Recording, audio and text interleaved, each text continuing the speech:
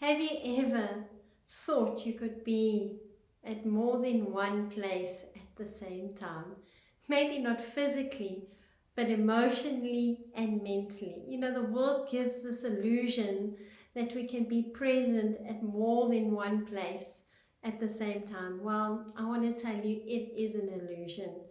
We are omnipresent, which means we can only be at one place. We are not omnipresent like God. And Jesus in his humanity was also only omnipresent.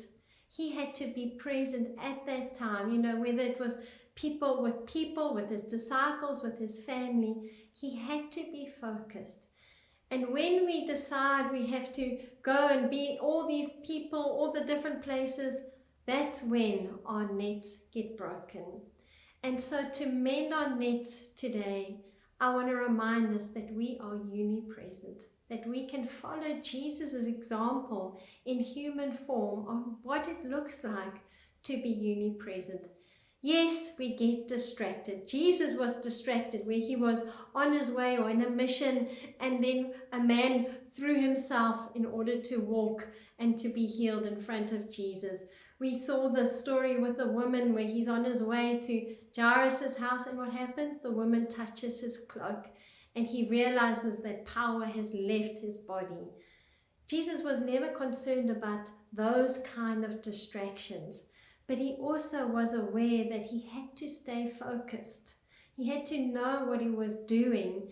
And even when the crazy four friends put somebody in front of him, he healed that person. But I think one of the key examples where we can see this happening, where Jesus accepts his omnipresence, is in Matthew 12, where Jesus is talking to the crowd and suddenly his family rock up. And instead of saying, oh, come on guys, you know, family first, got to wrap it up, I've got to stop teaching now, you know what it's like, family first, ministry second. What does he say? It's actually a very interesting thing. He says, but who is my mother? Who are my brothers?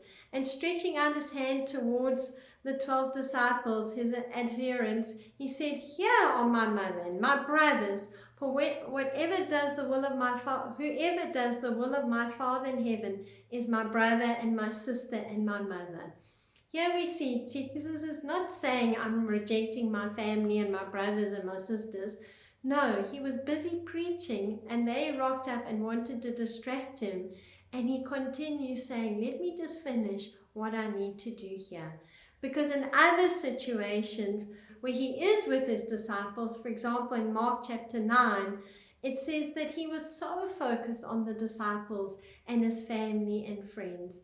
So here we see, in order to mend our nets, we've got to realize we can only be at one place at a time.